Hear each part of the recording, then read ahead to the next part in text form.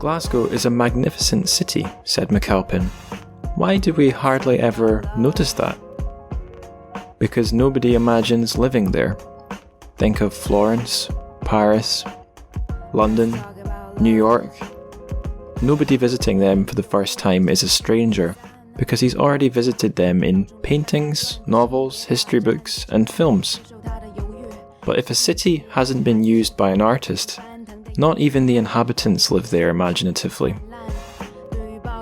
So Shanghai is of course a city that has an awful lot of literature, and there's a whole genre called the Shanghai School, or Haipai, which is definitely a good example of artists using a city for people who consume their art to live there imaginatively. But in this episode, we're going to be thinking beyond just the domestic consumers of Haipai, and thinking about a particular new book coming out in translation into English with a collection of stories all set in Shanghai, and it is the Book of Shanghai, brought to us by Comma Press of Manchester. And here on the episode to talk with me about that book is Karen Wang, the editor of the book. Should be, well, I say should be, I've already had this interview, so I know it was, as always, a really good chat, and there's all sorts of interesting things related to Shanghai that we talked about. So if you're looking for talk about little gems of Shanghai like Suzhou Creek, Suzhou He, or if you want to hear about the little fruit shops of Shanghai and what they've got to do with the very first market reforms in communist China, that's there for you. Or if you're curious to hear about theory of mind, the dissolving of consciousness, and desperate attempts to survive death through the power of words and books, well, that's in the Book of Shanghai too, or at least our conversation about the Book of Shanghai involved those things. So a very interesting chat lies ahead. But first, before all that, we're going to do the Terrific News. Terrific, by the way, that's the name of the podcast, if you're a new listener, translated Chinese fiction podcast. So the first little item in the Terrific News is really something. It's a Chinese language article, so if you cannot read Chinese, you may wish to use your auto-translate to read this one. But basically, it's an article written by Pornhub's very first Chinese language translator. So I'm not going to go into the specifics there, but if you think you want to read that, there will be a link to that in the show notes, the show description. Now, on to more serious news topics. Two other articles that I want to call attention to. The second one is an account from Gregory Lee of his time in China in the run-up to what happened in Tiananmen, obviously the Tiananmen Square massacre, and his interactions with some of the Misty Poets who were, I suppose, intimately involved one way or another with those events that led up to the Tiananmen Square massacre and what came after. Gregory Lee, he's an interesting figure because I'm living near St Andrews right now, and not so long ago a job was advertised for St Andrews' new Department of Chinese Studies, and Gregory Lee's the guy that bagged the job. So that's all he was to me, plus a name on Twitter.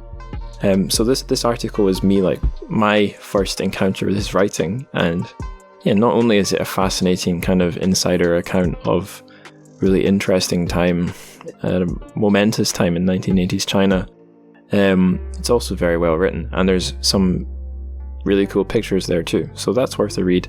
That's up on Asian Cha. Again, I'll put a link to that in the show notes, but if you want to Google search it, the title of the article is Tiananmen, Lives of the Poets by Gregory Lee, and it's up on Cha, an Asian literary journal.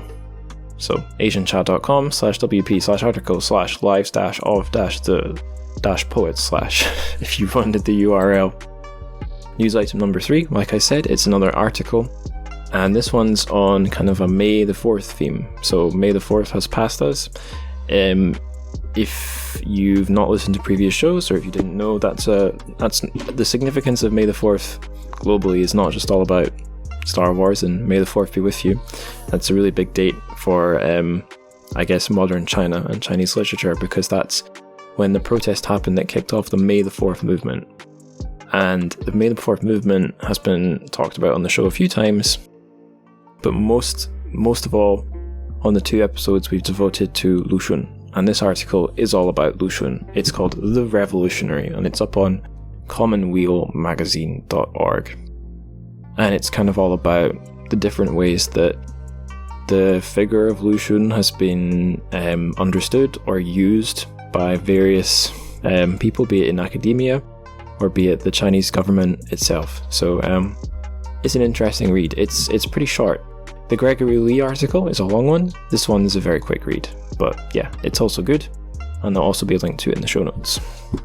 Now, our last piece of news is not about something that has happened at the time of recording, but something that is coming up soon. So I'm planning about a week after this episode goes up online to migrate this podcast's feed from SoundCloud to Podbean. So hopefully you guys shouldn't experience any disruption. You should notice better formatted show descriptions. Every show that I put up will have a page, like a proper web page generated. I'll be able to kind of use Podbean as the podcast site as well, which should be great. But if you guys experience any like disruption in your feed, if you have any problems, then please do contact me, because that'll be useful for me to know. So yeah, it's a piece of good news, but also a heads up in case there's any disruption. There shouldn't be, but always be prepared. So yeah, that's all the terrific news. Let's charge on and listen to my chat with Karen Wang about the Book of Shanghai. So I'm on the show with Karen Wang, the editor of the Book of Shanghai, and it's pretty exciting for me because I don't think we've ever had a book's editor on the show before. We've only ever had like authors, translators, but now we've got an editor as a guest, so really exciting. Karen, how are you doing? You having a good day? Yes, thank you, Angus. Thank you for having me. Yes, we obviously working from home as everyone does in the UK. And so, yes, it's a kind of a standard day where I do my university work, and now I'm talking to you. Yep. My day's been kind of similar, and I'm also in lockdown a little bit further north than yourself. So can you tell the listeners and me a little bit about who you are and what you do? Okay. I work at the University of Manchester, and I work at the Confucius Institute, and I've been working at the university for over 20 years. Obviously moved around, and I worked in the business school, international office, and now I'm part of the School of Arts, Languages and Culture. I came to live in the UK in 1996, so I've been living here for a long time, and I moved to Manchester in 1998. So I've seen the changes of the city. I think now Manchester is becoming very exciting, and especially the cultural scenes. And 2 years ago, we were given the UNESCO City of Literature. And for the last 12, 13 years, we have the Manchester Literature Festival. And also we have the home cinema, and which is, again, a lot of international programs. So it's a really exciting city to live in. Yeah, absolutely. It was where I did my undergraduate degree, and the predecessor to home cinema, the Corner House, was one of my favorite places. And I think the only time as an adult I've ever had anything I wrote published in like a book was by a Manchester organization. It was a collection of speculative fiction writers. So Manchester is pretty close in my heart too. Do I have anything else to say about Manchester? I don't think so, but it's just cool to have someone who's resident there on the show. Our book for this episode is The Book of Shanghai from Common Press, a Manchester publisher. Can you tell the listeners, and also myself, because I'm quite curious, how you came to be involved with Common Press and the Book of Shanghai?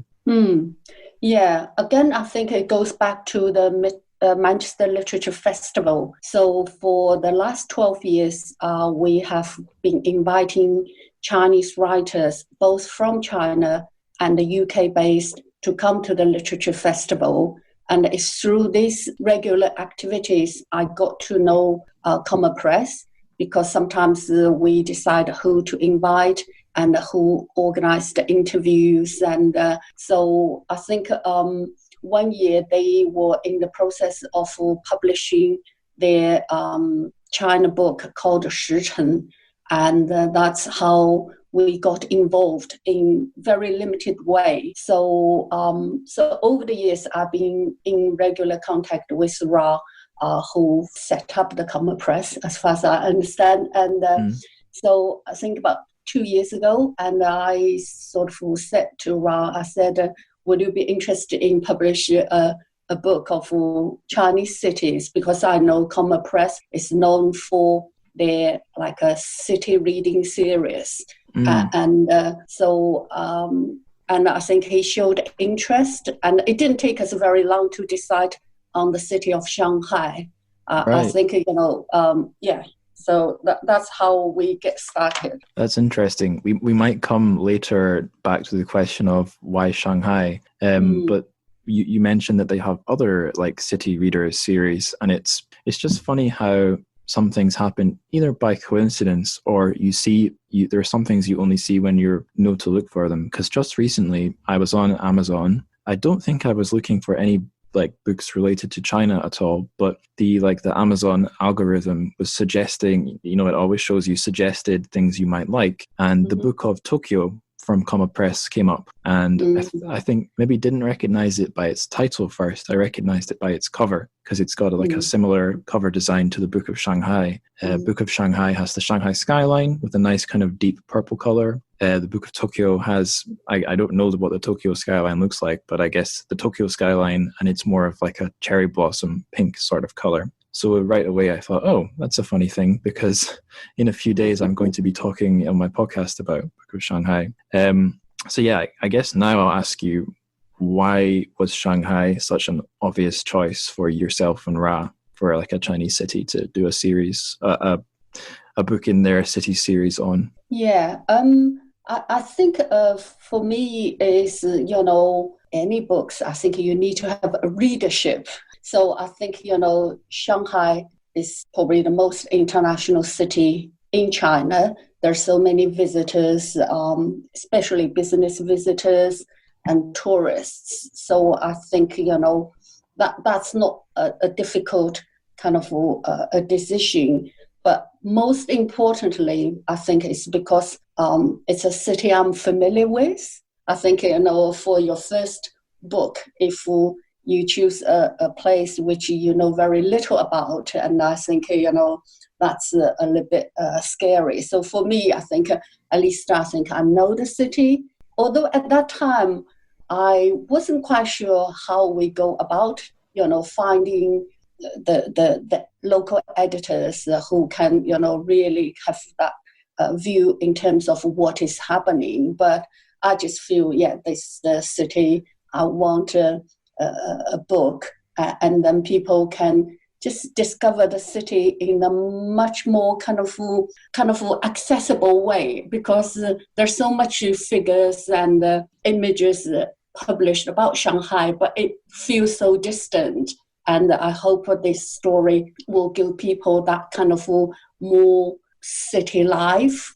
I guess that's why we choose Shanghai. Yeah, I mean, I can understand what you're saying about feeling a little nervous or unsure how to capture Shanghai in just one little collection of short stories. I spent 2.5 years there, and I was trying very hard I was trying to have fun, but the way I was largely trying to have fun was exploring the city, not just like the famous central areas, but all these little places in the kind of outside the first ring road and even outside the second ring road, because it's such an amazing, fascinating city. There's so much going on. I don't know if you've ever heard of FOMO, FOMO, fear of missing out. Have you heard of that before? Yeah, it's like an acronym for the feeling you feel when you're worried that you're missing on something else going on. And first time. Yeah. FOMO. And I felt like, as someone who likes to explore a city, I had permanent FOMO in Shanghai. It felt like somewhere I could maybe live a decade and never completely understand or capture.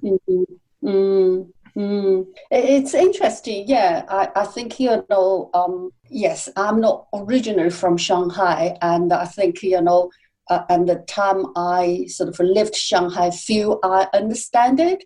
I think at that time it require language skills, and now maybe it's slightly different. But I think there's some kind of stats and saying, I read it. It says the kind of foreign residents in Shanghai, it's almost like 1%, and that's huge. You Right. know, like it's one resident out of 100 is not a Chinese. So it's unbelievable scale, even Right. for Chinese cities. Yeah. Yeah, it's. I mean, in a country like the UK, a 1% foreign population wouldn't seem like a big deal, and even like statistically, 1% isn't. Maybe it doesn't sound huge even in Shanghai's context, but you have to remember the population. Or I'm sure I don't have to remind you, but I have to remind myself. The population of Shanghai is so huge that even 1% of that huge population is a massive number. So yeah, you're totally right. It's something that makes it stand out. Mm-hmm.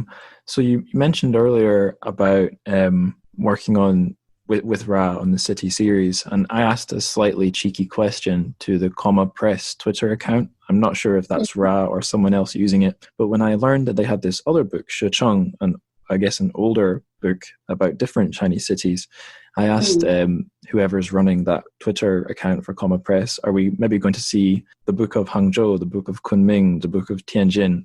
This was before I knew they had books about like Tokyo and other cities. I mean, this is a cheeky question to ask you as well, but do you think we might ever see the book of Beijing or other Chinese cities?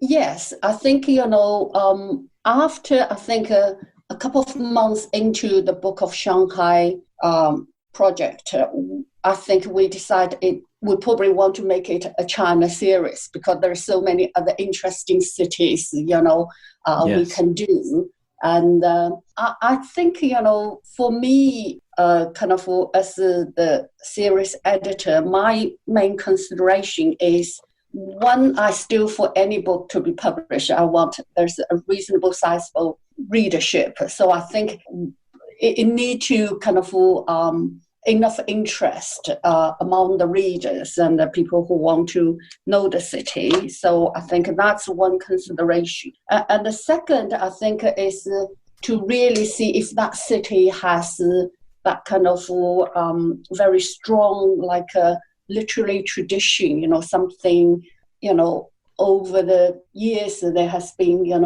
writers, and although I know every city there are active writers, but whether that had tradition, I think that's also important. And I guess the final one is, because China is so huge, and obviously it can be a project for decades. We can just go city by city, but in the sort of the next couple of years, I think to give it a good geographic coverage, probably it's important. I think, I'm from Hangzhou, so I would like to a book of Hangzhou, but to some extent, Hangzhou and Shanghai has a lot of, similarity in terms of the Jiangnan culture, if you like. So I think, yes, the long tradition of writing in Hangzhou, but I would say if I have to have a second book, I think, it will need to be something probably rather distinctive and different. So I was thinking, maybe very much in the south or very much in the north. So, and then we can slightly kind of, choose cities which are interesting. So we haven't decided anything, but we certainly start to think about it. So that's what my current thinking is. Does that answer your question? That's a really good answer. My very lazy marketing brain is imagining the Book of Chengdu with just a great big panda on the cover, but maybe that's not what you want to do. We will see. We'll see. Yeah. It's nice to know you're from Hangzhou, because I mentioned this on the show before, but the place I lived my first year in China was in Zhejiang, in Deqing, near Moganshan. and it was just a small town, and I had other foreign friends and Chinese friends in Hangzhou. You could ride a bus to Hangzhou for just 12 kuai. So I was in Hangzhou not every weekend, but almost every weekend. So probably along with Shanghai, those are the two cities that are strongly written into my memory of living in China. But yeah, I guess like you said, it's a little bit too similar to justify it being the second book. But yeah, I think we've talked enough about the potential of a series. Now we could maybe zoom in on the book itself. Yeah, so since we're covering an entire collection of short stories this time round, I'm going to try a similar approach I did last time I was talking about a collection of short stories on the show. I was talking to the sci-fi author Xia Jia about her collection, A Summer Beyond Your Reach. Just like I did that time around, I'm not going to try and talk about every single story because we'd be here forever. Just going to ask you about 4 this time. And for every story, I've got 2 questions. Before I ask those questions, I would like to ask if you can maybe introduce the story to the listeners and describe the plot, and then we can get into the interesting questions about them. So are you ready to give that a try? Yes, I'll give it a try. Awesome. That's what I'm doing every single episode. I'm just giving it a try. So our first of the 4 stories is Ah Fang's Lamp. Can you tell the listeners a little bit about Ah Fang's Lamp? Okay, yes. So this is a story about the protagonist who, over the years, noticed the change of a very unnamed street, and also the changes of people's life. It started with noticing a fruit store was opened, and then this lady who was selling the fruits to passers-by. There are lots of detailed descriptions of the street and the person, and then her families got involved in, running this fruit store. And then over the years, I think, noticed the changes in that fruit seller, Ah Fang's life. Ah Fang has a baby and has a toddler. And so, yes, it's just a really small story, but I guess, it's about change in people's life. That's my reading. And this story is by Wang Anyi, an author who's resident in Shanghai, right? Yes, yeah. She's my favorite writer, or one of my favorite writers, and she always writes about Shanghai and the very life of ordinary people living in the city. Yeah. So my first question about Ah Fang's Lamp was that the story is very early in the collection. It's in the, I forget if it's the very first story, but it's very early in the book. And although it's quite small, not necessarily in its length, but the scale of the story is small. It's not a big epic adventure. It's not about anything really violent or crazy. It's quite small in its scale, quite zoomed in. Despite all that, this one stuck with me, maybe because it struck a chord, and some of my own memories of some fruit shops I remember walking past in some different parts of Shanghai. So the question I want to ask is just, did the story stick really strongly in your memory too? Yes, I think, a fruit store, as you said, you pass one when you live there. And when I lived in Shanghai, I passed one as well. And although in the whole story, there's no mention of where it is in Shanghai, it is a very just common street. It could be any street in any part of Shanghai. And there's no indication of time, but I guess, from the setting, the way it is written, I think this story is most likely happens in the mid-1980s. Right. And that's probably the reason why it is the first of the collection. So, but you probably lived there a lot later, but you still can relate to it. So it can be timeless. But when I read it, I think it is something, in the mid-1980s.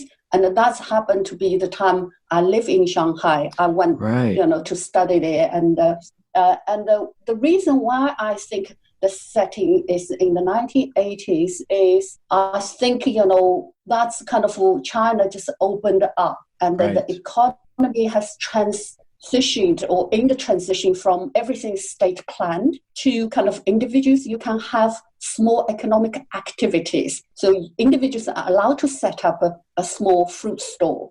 And especially if Afang, I guess, she's not necessarily from Shanghai, or certainly not from the city of Shanghai. It could be from the suburbs or the other neighboring provinces, and married into the family. So, she hasn't got a job and she wants to support herself.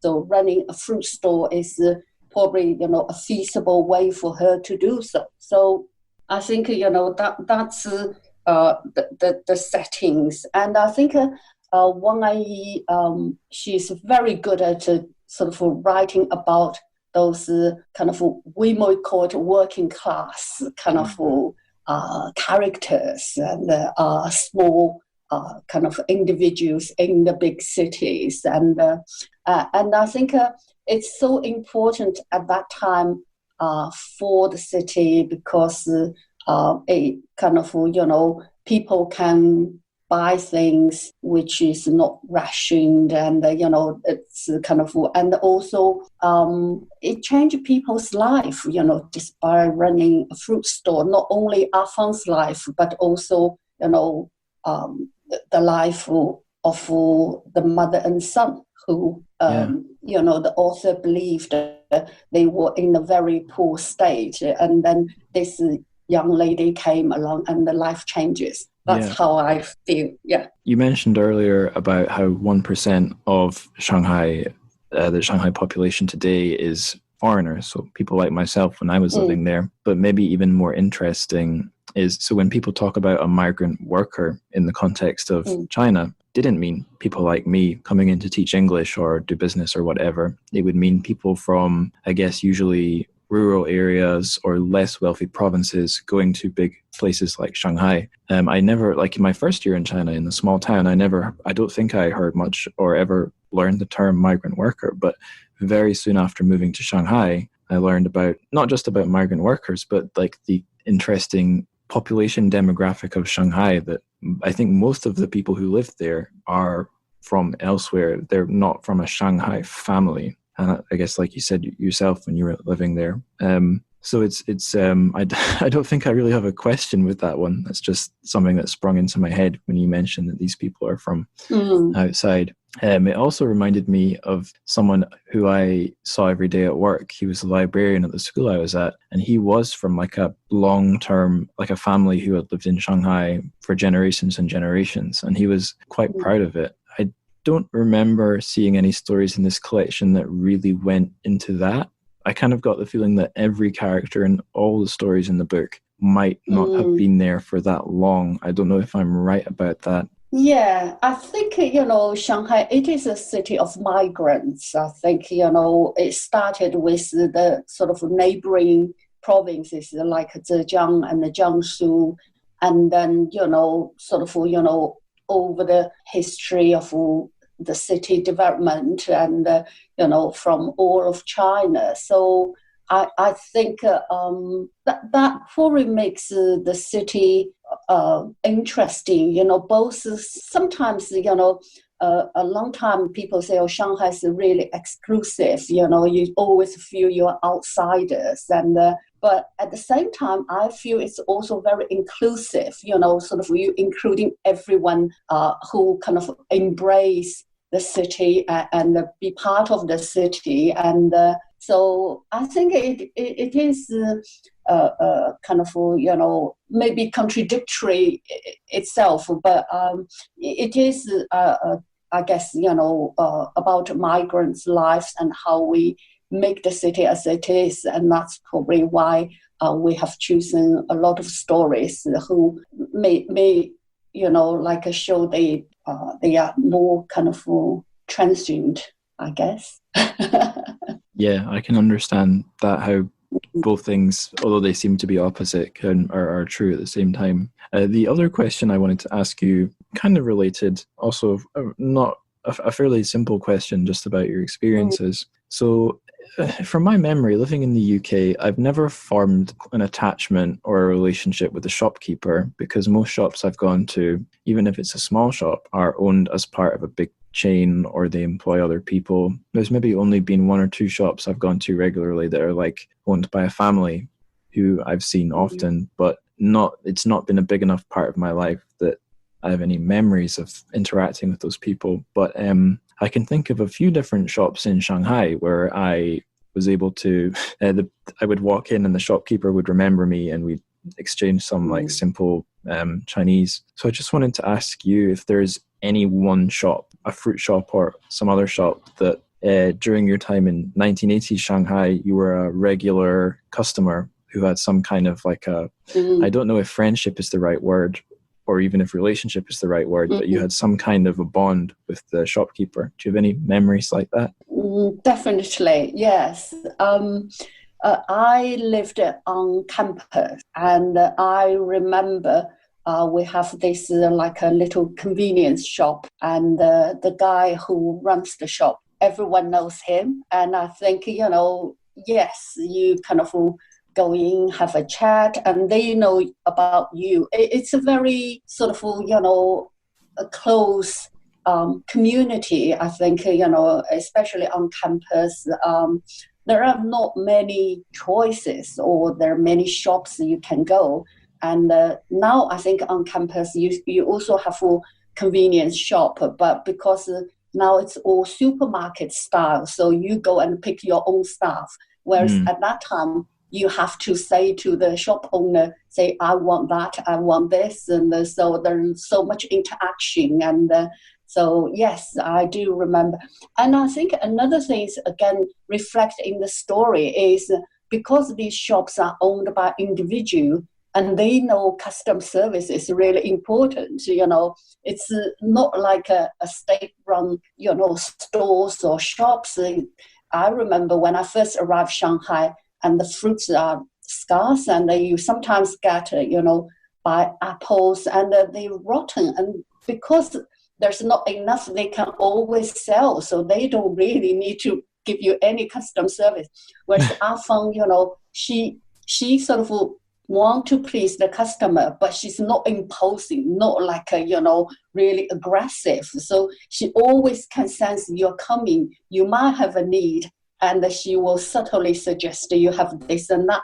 And that's, I think, custom service. And that's when individual economic activity takes place. That's what you get. And that's mm. how your shop owner remembers you, because they want to, you to be their regular customer, I guess. Yeah. Yeah, that's reminded me a little bit of when you mentioned living on campus. Oh, I don't know if you can hear. Can you hear that plane flying over my head? Yeah. Yeah, it's happened a few times in past episodes. I live really near an RAF airbase, Lucas Air Base in Oh, I Scotland. So yeah. Anyway, I'm sure the listeners enjoyed that. The plane seems to be flying away now. I'll just keep asking this question. So I was in Shanghai. I was most of the time I was living on a campus as well, at the school I was teaching at. So there was a street that had most of the shops I'd regularly go to, and one of them was a little convenience shop where I'd often get a drink, whether it's a soft drink or some beer. It was a place to go, and the shopkeeper, I think. Sometimes it would usually be the husband of this family. Sometimes it would be the wife. And once or twice, I think I got served by like the teenage son of the family. But the Mhm. guy especially, he tried really hard. You would see him hanging out with other shopkeepers who lived next door. If a lot of the foreign teachers from the school bought like beer or something from him, he would put seats out on the Mhm. pavement and he would try and turn his little shop into a bar. And that, I mean, that you Mm. can't do that in the UK. I think it would be illegal, but even if you could, I'd never seen customer service like that. A guy who's just so kind of laid back in a way. But at the same time, very responsive. Yeah. Yeah, yeah. Not laid back in Mm. a negative way. Kind of Mm. friendly. I Mm. think friendly is the word I'm looking for. Yes. Yeah. Yes. Okay. Good.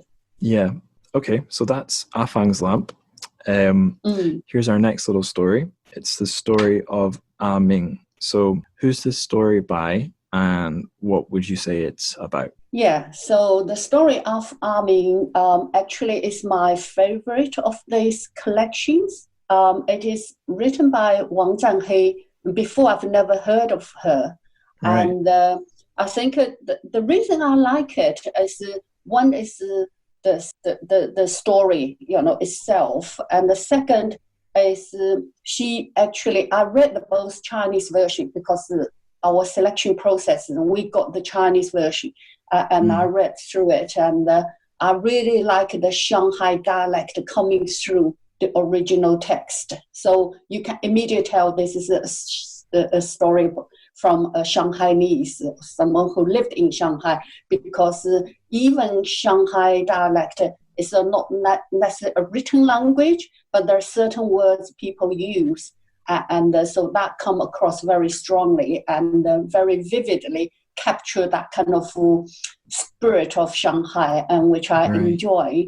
And then later on, obviously, I discovered, she's the youngest writer of all the writers in this collection. She's in her 20s. So that makes me really excited in terms of people in their 20s, they observe lives on a very kind of micro levels, and but through these stories, they tell the Shanghai story. So what this story is about, I need to go back to what the story is about. So it's the only one which has like a little 9 sections. Most short stories is kind of one whole passage or one whole story, but if follow the Chinese kind of episode, so it's 9 sections in it. And it started when, Armin was found in the rubbish bin. And and then it sort of traces back how her life has changed from as a very neat, nice, sensible lady living in this nice apartment to her current state of basically, living on the rubbish, hoarding the stuff or scavenging things she can sell. So yeah, it's a story about this Armin old lady, the deterioration from a sensible person to someone everyone want to keep a distance away from. So that's what the gist of the story. Yeah, it's interesting. You mentioned that it uses it's got some of the Shanghainese local language on the page, because I didn't know that when I was reading, but now that you mention that, I can remember some kind of like interesting informal English language being used in the story. So if I go back to read this one, I'll watch out for that and see if I can kind of, I don't know what the right way to describe this, but sometimes when I'm reading something translated from Chinese, I'm trying, if I'm not totally focused on the story, my little very limited, how can I say this, my HSK1 or HSK2 Mandarin reading brain will try and see through and guess what the Chinese might have been. And usually I can't guess because my Chinese isn't that good. But if I see some of the informal language, I sometimes wonder, is that because the Chinese was informal, or were they using some like context specific phrase? So yeah, you've given me an interesting thing to look for there, and I guess the translator's done a good job. But what I wanted to ask you, well, there's a lot of things I could ask you about the story. There's also, where even to begin? I guess I could just ask you, if this one was your favorite, what made it your favorite? I think there's a lot said about Shanghai. I think through the stories, and it's rubbish. I mean, if people get the chance to read it, it's Armin obviously live on kind of activities relating to kind of collecting rubbish, sorting them out, and all that, and then the story is set against this big estate she lives in. And then, the very first chapter is all about people hate that rubbish smell, which sort of, disperse into everyone's household because some hot days and the rubbish sort of left overnight and sort of, fermented and all that. And that has always been the city of Shanghai, I think, as much as we liked all the glamorous part of it, but I think, the day-to-day life has a lot to do with producing rubbish and how to clear the rubbish. And I remember I used to live on one of the lanes in Shanghai, the local residents. And we don't have rubbish bins. It's always communal rubbish bins. And, people take the rubbish out and throw it there. And everyone trying to throw it from a distance because it's always very smelly. And it is, a job really for people probably the lowest of the lowest class to do.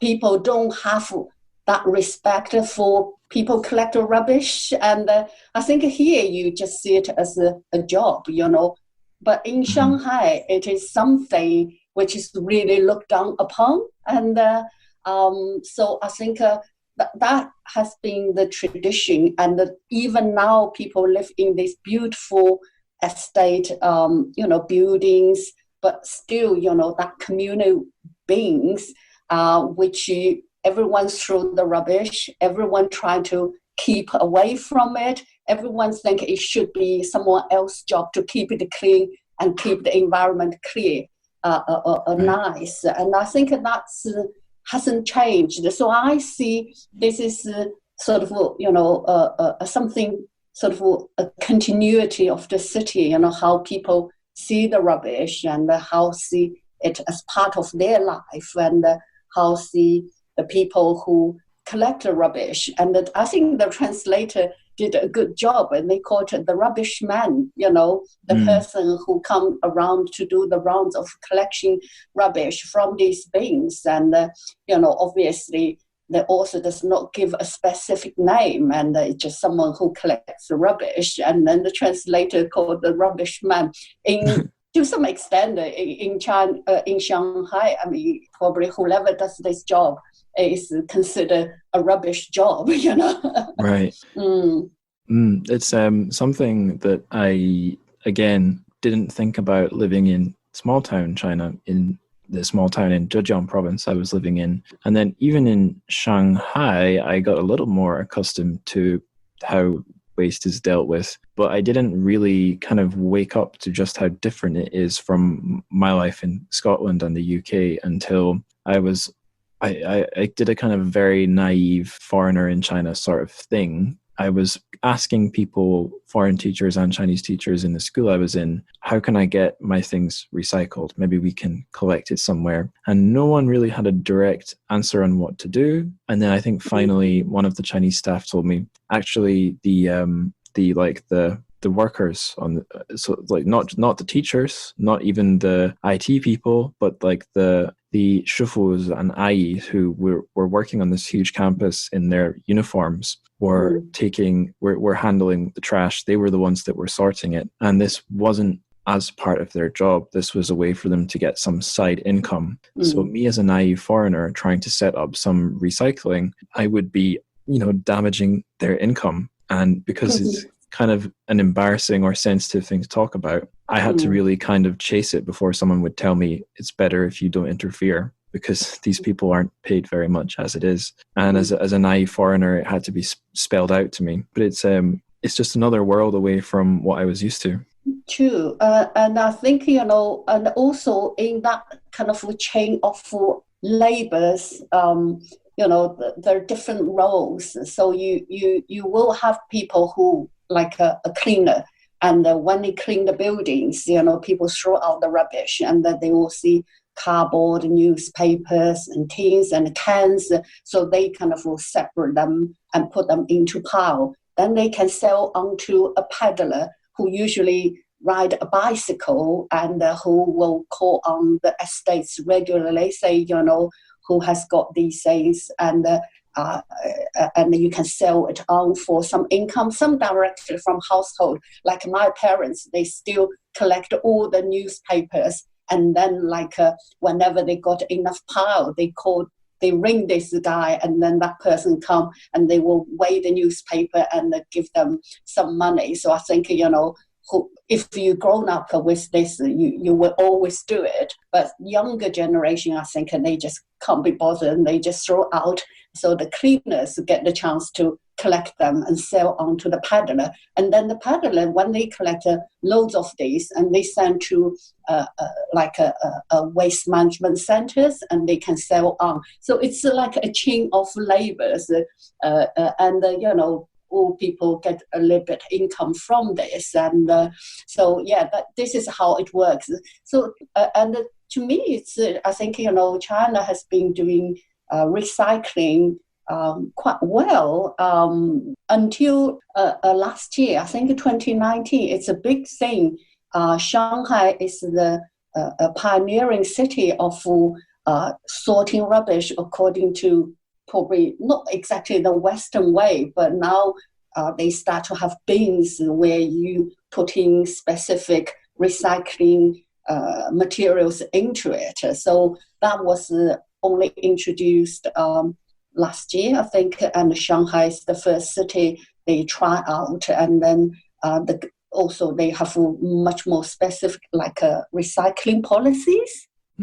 Yeah, so that's how things kind of evolve. But I think this story certainly, Amin is one of those ladies who probably at the very bottom of the chain, and who collected and then sell on to the sort of the peddlers, and then she can get some income to subsidize not herself but actually her son, her grandchild. So it's a very traditional kind of, often the elder generation supporting the younger ones, so hoping they have a better life. And so that's how it works.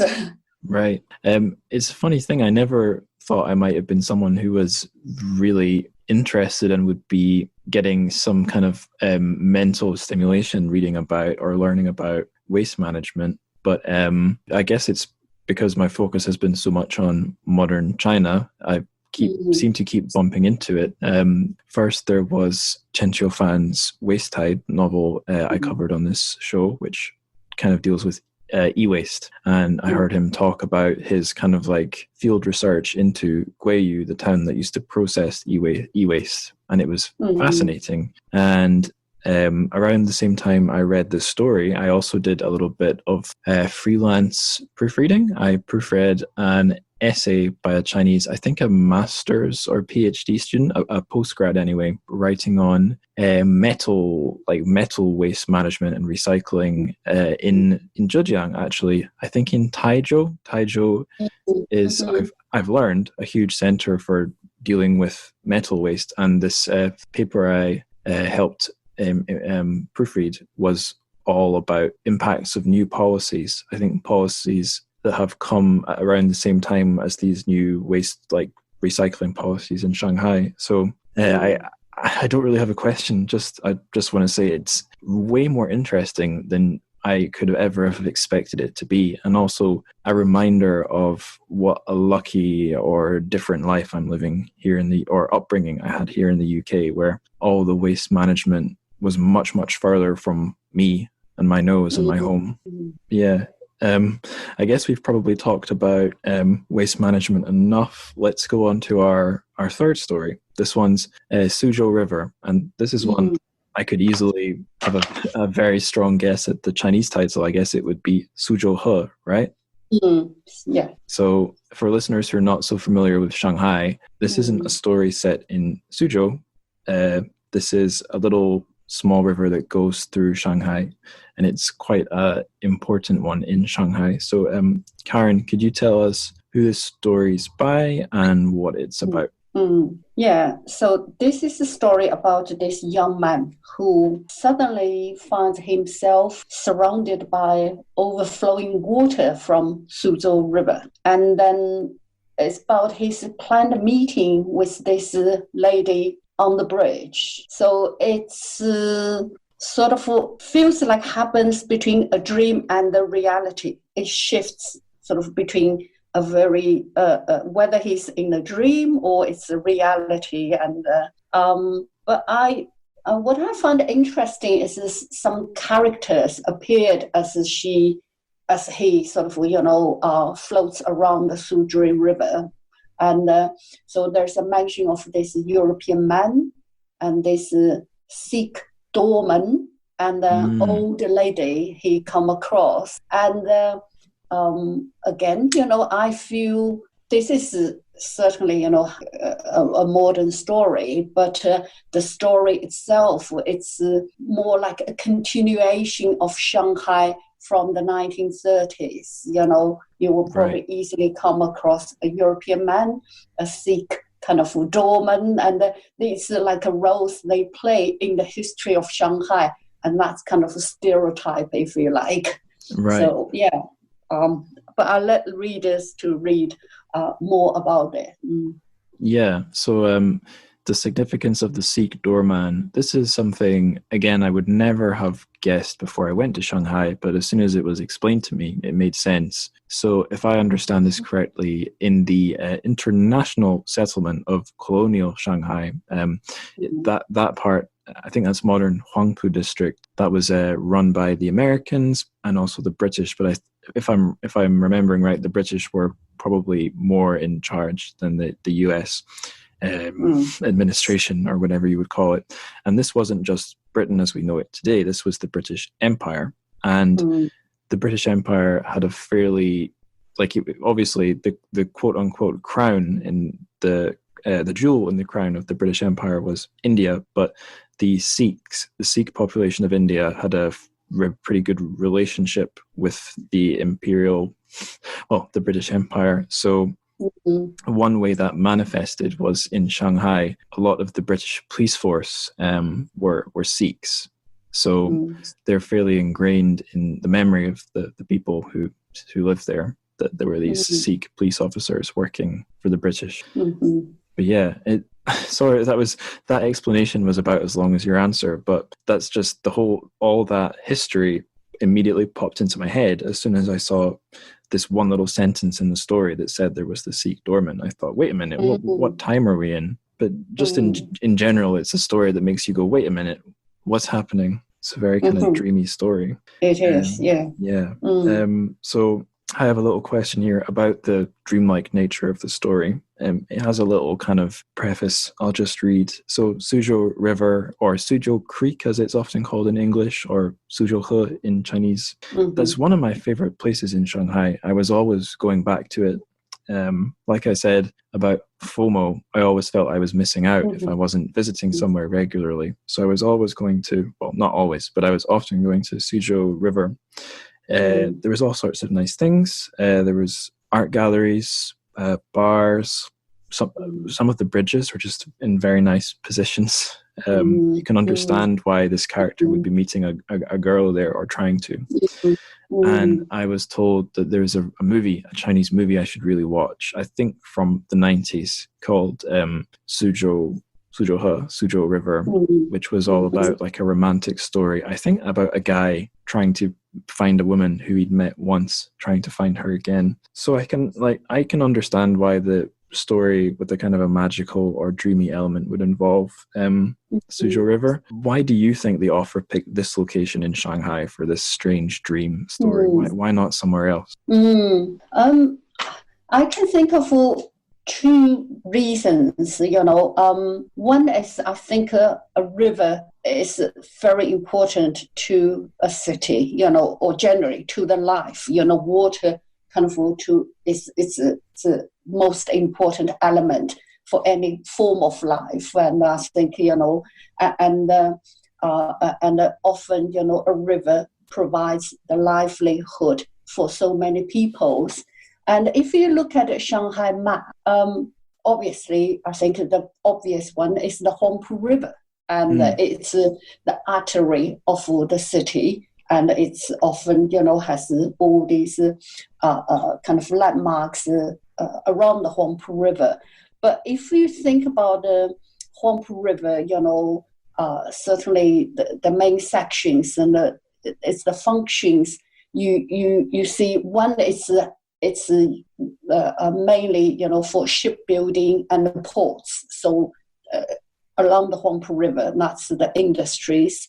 And then you have the international trade. So you have the custom house, you have all the historical buildings around the bund, usually set up by international companies, trading houses. So that's what Huangpu River is, for the city. It brings kind of the heavy industries and the commerce. Whereas Suzhou Creek or Suzhou River, if you look at the map, it's a tiny kind of stream in comparison with Huangpu.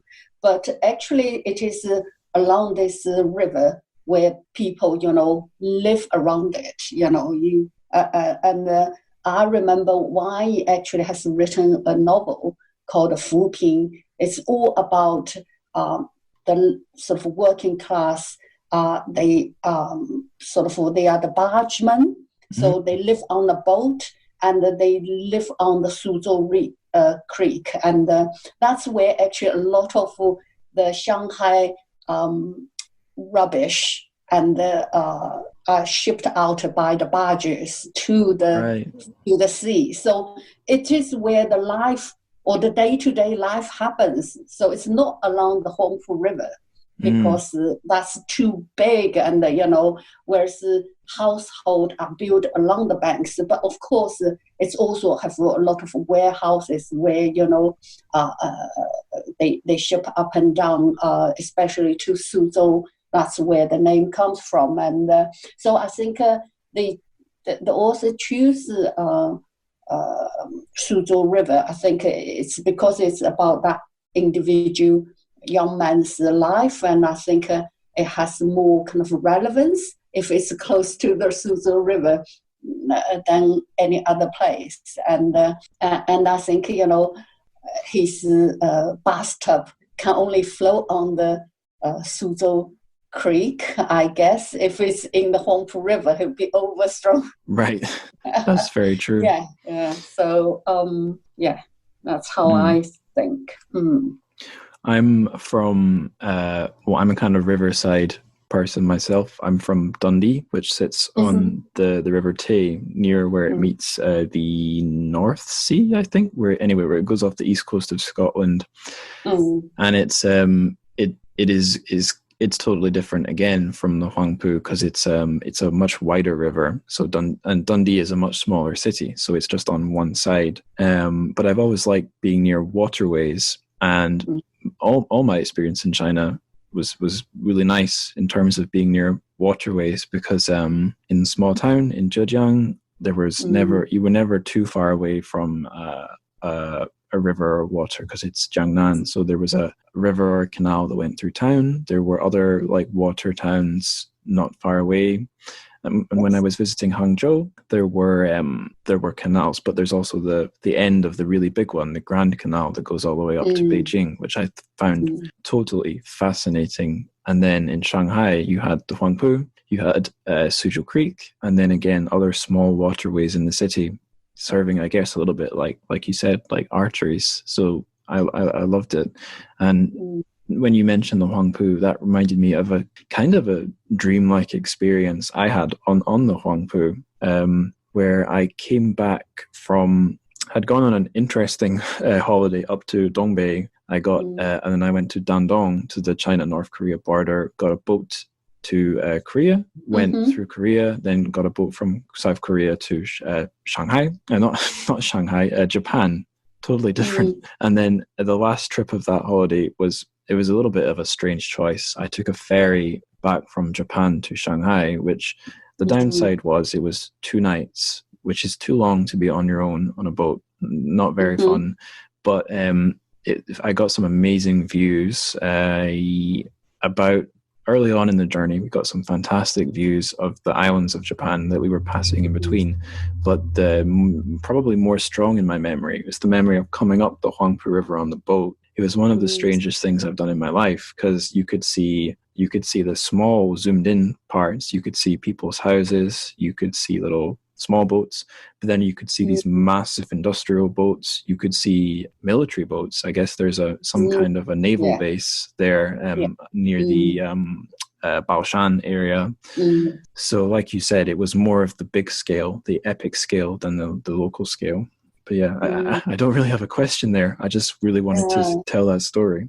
And I think, the bridge they are going to meet is the 外白渡桥. I'm pretty sure of it, although it's been never made explicit, but the way they describe the bridge, all the metal bits of it, and because this story, unlike the two stories previously we discussed, the story of Armin and Alphonse Lamp, both, it could just be anywhere in any part of Shanghai. It doesn't have a very specific location.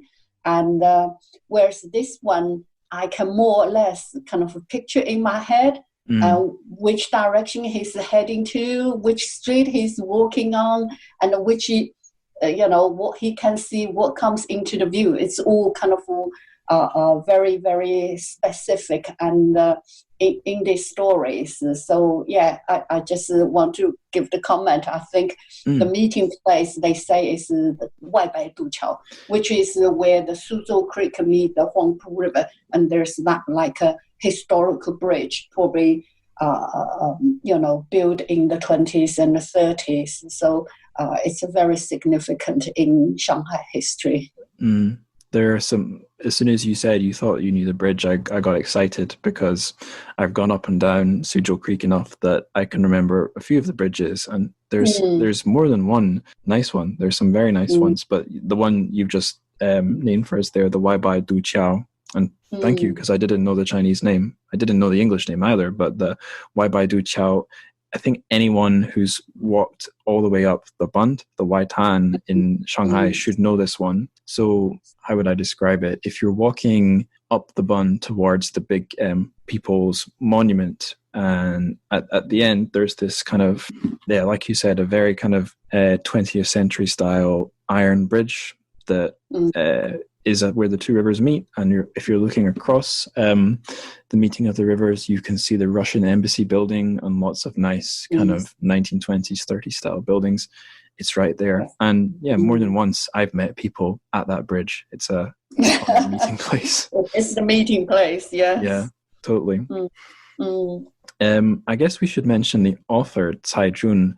So I know his name because he's one of the authors that Amazon Crossing did for their Chinese to English translations. And in their list of Chinese books, his book, English name is The Child's Past Life. It's the only one that is like a horror or supernatural sort of story. So I've looked for information about him online. The most I could learn is that he's China's top horror writer. As far as I'm aware, that's about all you know as well. But have you had any, as the editor, did you have any contact with him, or did you learn much about him? I'm afraid no. I must, sort of clarify, because this Book of Shanghai, the editors are two sort of colleagues and friends, and they are Jing Li and Dai Chongrong. So I think the kind of day-to-day interaction and is between them and the authors. So I don't have direct contact with Cai Jun. And like you, previously I've not even heard about him, but that just shows that I probably don't read that widely. I only read certain genres I enjoy. So I'm afraid I don't know much about him. That's okay. For any listeners who are, listening, obviously listeners are listening, but for any listeners who hear me and Karen wondering, who is this guy? If you guys know, there are lots of ways you can give feedback to the show. I'll list them all at the end of this episode, but some of the best ways are my Twitter, Angus Likes Words, and there's a Discord where we have like a group chat, lots of different group chats going.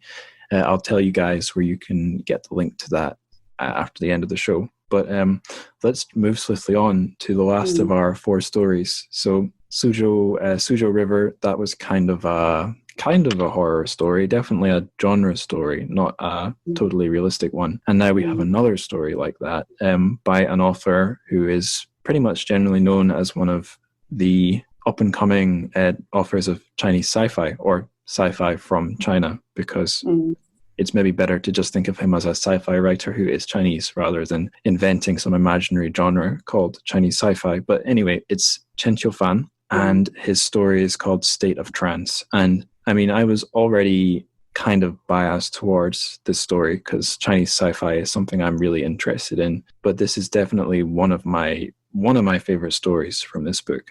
This one really got my attention as I was reading it. So I just wanted to ask, have you found there's been a lot of interest in Chen Qiufan's contribution to this book? Because it seemed to me like there was, but then I'm probably very biased here and seeing what I'm used to seeing, which is Chinese sci-fi. Yeah. Actually, Chen Qiufan came to our Manchester Literature Festival last year, so I met him in person, and because his English is very good, so I think, in a way, I think, sort of having the media interviews, it's all much easier. So I think recently he was on the BBC World Service. Yeah, and I think, obviously, as you said, science fiction, Chinese science fiction really came into people's attention in the last couple of years. I think following the publication of the Three-Body Problem, I was meeting some friend, and someone just said, "Have you read the book?" I said, "Never heard about it." And then they say, "Oh, in my company, everyone is reading about it." And so it's by that time, it suddenly sort of occurred to me, okay, there's that interest, and that's why last year we brought two young science fiction writers to Manchester. And one of them, you both interviewed them, Chen Qiufan and Xia Jia.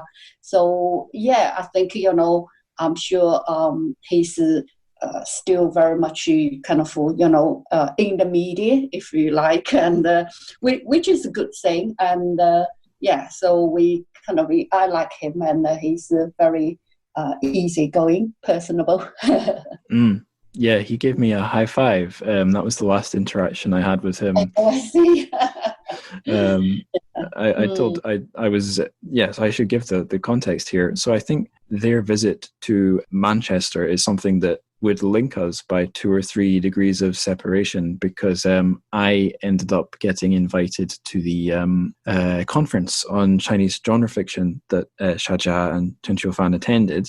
And so that was a way I was able to introduce myself to them. And that's ultimately how they ended up being guests on my show. But I guess the reason they were there is, if I'm understanding correctly, is because you helped arrange their visit. Is that right? That's right. So were you at the conference in Leeds? Yes, I was at the conference in Leeds. I could have stuck around for the other events they did in Manchester, but I went to Ilkley instead to see Yang Ge speak, partly so I could introduce myself to more authors, but partly so I didn't annoy Xia Jia and Chen Qiufan following them around everywhere. I see. Yes, yeah. No, we worked with the Leeds Center for Chinese Writings, and so when we decided to bring them over, and we were saying, it's good for them to visit a number of universities and do different activities. So yeah, that's how it all came about. So which works out quite well. Fantastic. Yeah. What a cool thing. But anyway, let's talk about State of Trance.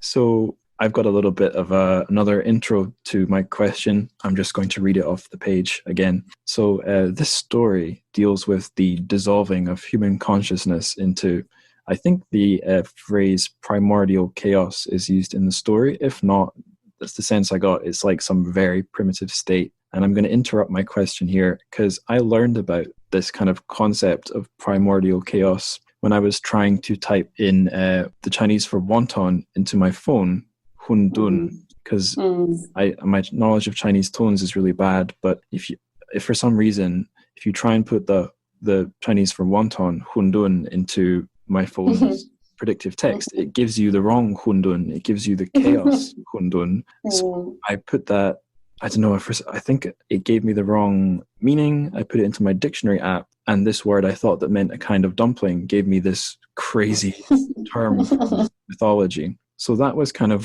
what was on my mind as I was reading the story. But anyway, I'll keep going with the question.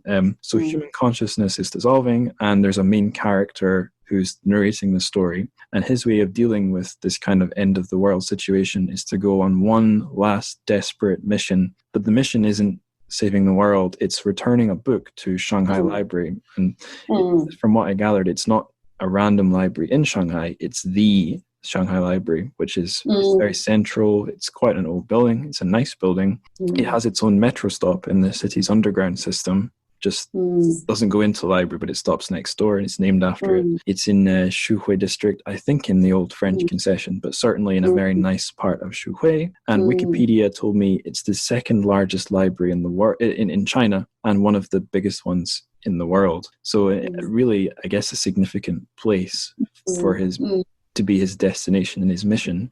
But what I want to ask you as just a reader is, why do you think that's this character's mission before his mind totally dissolves? Okay, yeah. I think, my take on is, I think by sort of, returning this book to the Shanghai Library, I think he raised lots of questions about knowledge, and knowledge in the form of book, and also the Chinese exam systems, and we kind of revere knowledge, and and traditionally, Chinese you study so you can become a government officials. You have that imperial exam system. Yeah, and it still carries on. That's so ancient, I think right?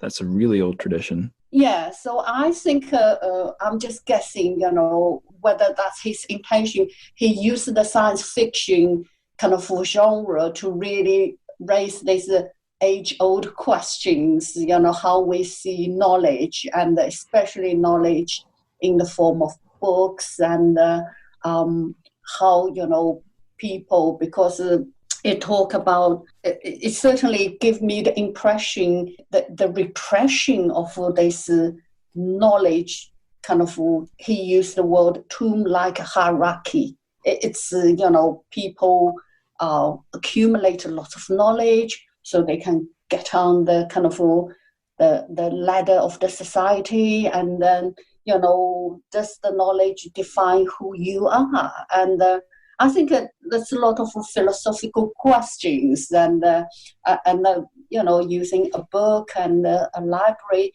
maybe enable him to bring out all these questions, and in a subtle way make us think, especially if the world is coming to the end, what is the important things?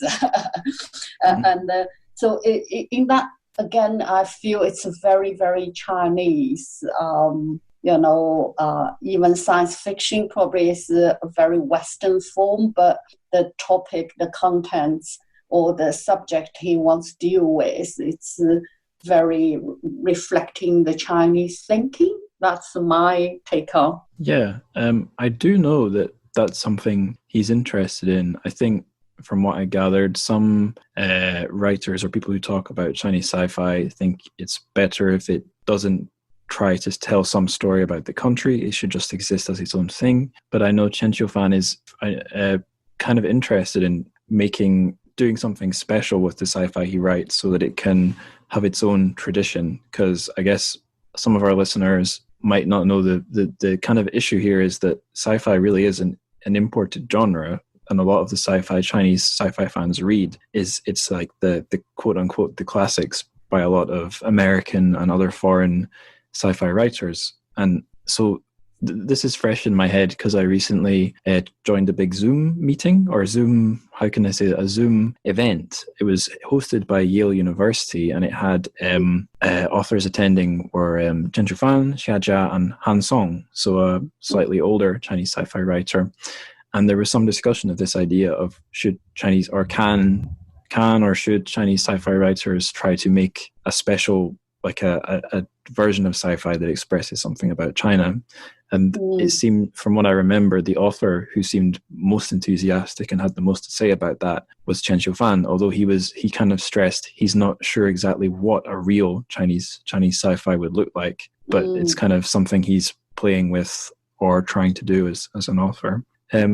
Yeah, so I think you're onto something there for sure. When you mentioned like the focus on the form of a book and philosophical ideas, that's given me an idea right away, which I guess is a sign the story is doing its work. It's making us think. So have you ever heard of the kind of philosophical concept, the extended mind? Have you heard that phrase? No. Right. So it's a good philosophical concept because it's not it's an easy one to understand. It's kind of quite common sense. So the idea of the extended mind is that humans, technically for thousands of years, humans have done things to kind of let their mind exist outside of their body. So, and it's a way to enhance ourselves or to outsource things that we would normally have to try hard on. So to give you some like low-tech examples, making a shopping list is a way of extending your memory because you put something you need to remember into a form where it's fixed and you can't lose it. So the philosophical idea is that by writing a shopping list, you've extended your mind onto the paper. Or like another idea, having a calculator on your phone is an extended mind, because you maybe could do those calculations with your organic mind, but your extended mind in the phone is more efficient. And just smartphones in general are, if you apply the idea of an extended mind to them, they're crazy devices because they have like a collective mind on the internet. But like, I guess if you applied that to books and maybe some of the things you're saying about the Chinese tradition of having knowledge, not just stories, but knowledge in a book.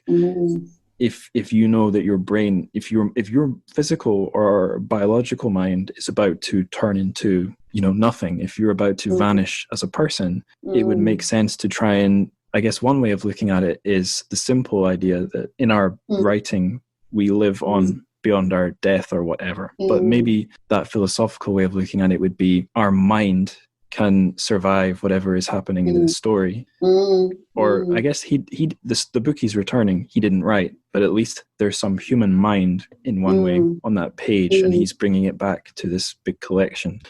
So yeah, there's a thought I had about 5 minutes ago based on I see. Yes, inspired by your answer. I think, that certainly I don't know true or false, so UK intellects and there's the Chinese intellects, I think, have that strong desire, feel like if anything they can leave beyond their death, it's the books, they feel that will keep them alive, But so, most of educated people, if anything you ask them, they will say, oh, I want to, have written a book or something. But sometimes I wonder, with so many books published, and I think whether you can still leave your traces beyond your death through the books, that's questionable. It's not like before there's a limited number of books and, in one way or another it get preserved. But now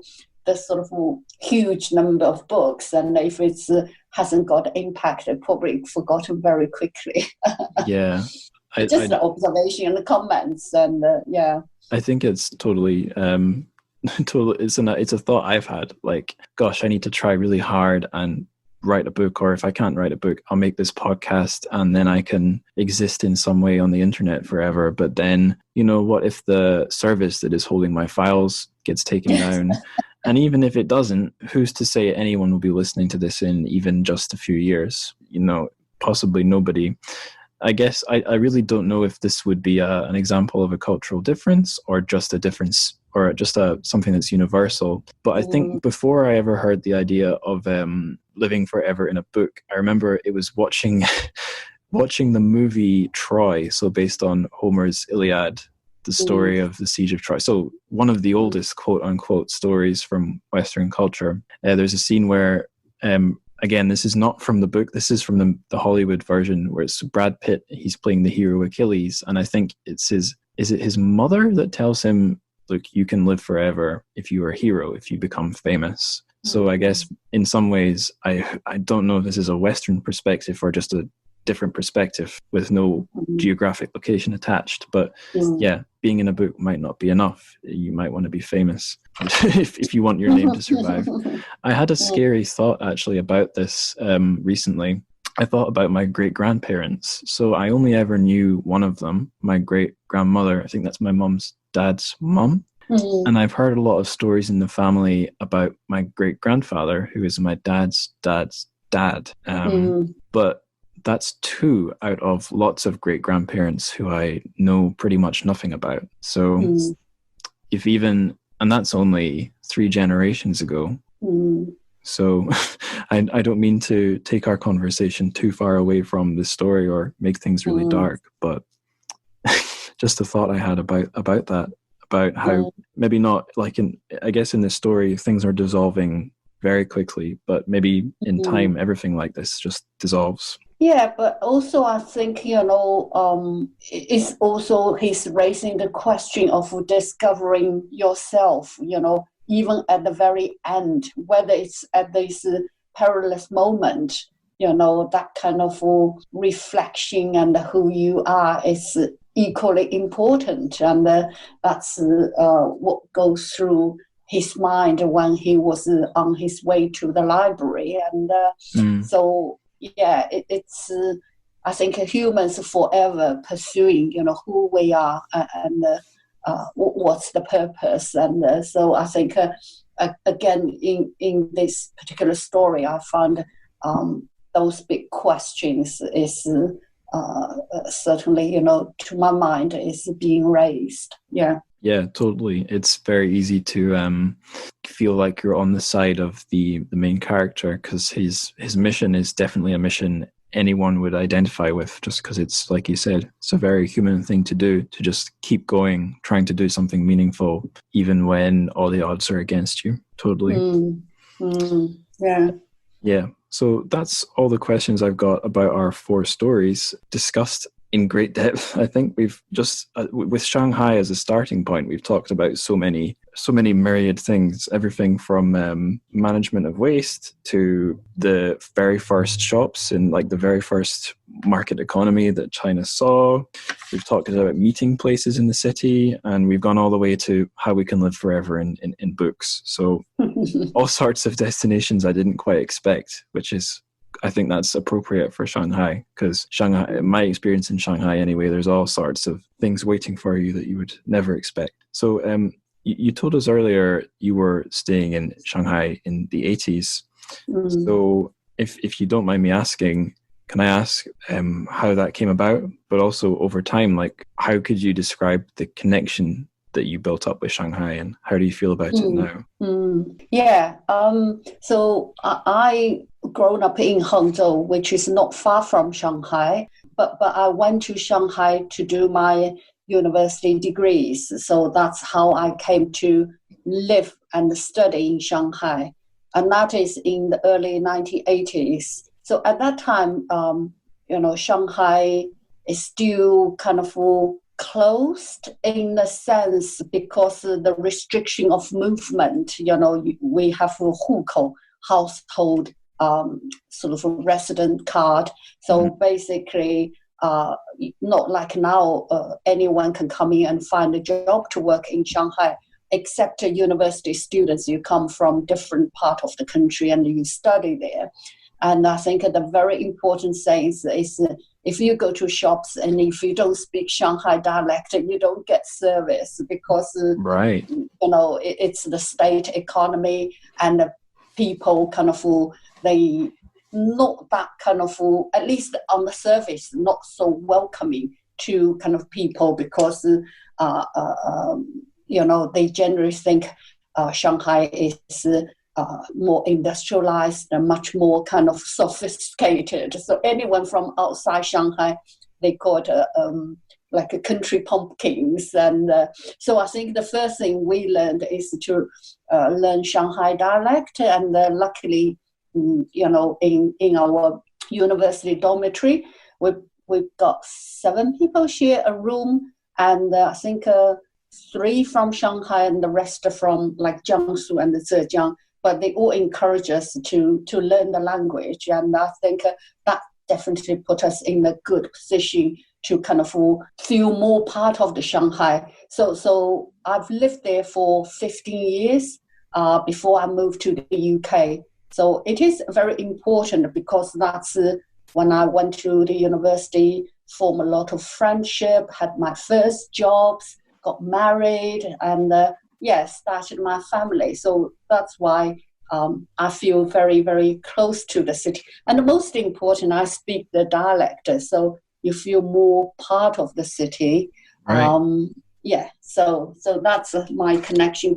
But since I came to the UK, I still go back every year, and I still got families and friends who I meet, and colleagues, former colleagues. So, yeah. Fantastic. That's reminded me, I think off the top of my head, I only remember two things in Shanghainese. One is Nong Hao instead of Ni Hao, and Zigawe instead of Shujiahui, the area I used to work in. And I vaguely remember there was one bus I rode from the south of Shuhui, the school I was working at, up into the center. The bus was going to Shujiahui, and I think the bus was speaking in 3 languages. It was speaking in the bus speaker, the Tannoy system. It had Putonghua, so standard Mandarin. It had English, and I'm pretty certain it also had Shanghainese. But I only noticed that if I was listening for it. If I didn't listen for it, it just sounded like, Chinese that I wasn't paying attention to. But yeah. It's fascinating. At least for an outsider, I was amazed, but I never made any efforts to learn the Shanghainese. Is your Shanghainese still there, or has it faded a bit over time? I think it's still there. I think I need kind of environment, if someone who speak the dialect, and then, you can go into the conversation. Yeah, so things is still very much there. But even Shanghai dialect has evolved, since my time. So now the young people who speak Shanghai dialect speak some slightly different ones, I think. Right. So I guess like any language, it's constantly evolving, new vocabulary, new accent, because all depends on where the people coming from. I think, they will change the accent or the use of the words. And it's, but talking to my former colleagues, and I think, we all speak the same language. I remember I mentioned that colleague before who was from the quite old Shanghai family. And so he spoke good English. Speaking to students or staff, he would speak Mandarin. But sometimes you'd hear him on the phone, I guess, just talking to his bros, I guess, or his family maybe, and he would use the Shanghainese, and at least to my ears, I was like, whoa, this is actually really different from Mandarin. This is, I can only barely recognize some of the sounds. But that question doesn't go anywhere, just a memory that sprung to my head. So I mentioned about Suzhou Creek, Suzhou River, that story was a fun one for me, because that's a place that was not just a place I remember, but one of my favorite places in Shanghai, which is a city with so many great places. It's special that somewhere should be up in your favorites. So I want to ask you, did any of these stories take you back to your favorite places, as well as Suzhou Creek? And what are those favorite places? I must admit, Suzhou River is not some place I go regularly. I remember going to the post office, if you ever been walking on the Suzhou Creek, and there's that famous post office. And I remember just before I came to the UK, if you want to post anything overseas, you go to that big post office. Wow. And but it's not an area I go regularly, but about 3 years ago, my hobby is walking. So I just decided to walk quite a big section of it. And I noticed the changes, and unbelievable. It is very nice, they have a walkway. So basically you can walk along all the way to the Bund. And so that's probably my sort of a very recent experience. So in terms of favorite places I have regular activity and I know most well is Nanjing Xilu. So basically from Chengdu Lu, where the highways, the sort of Nanbei Gaojia, so it's the south to the north, which cut Chengdu Lu from that all the way to Jing'an Temple. So that's the section where I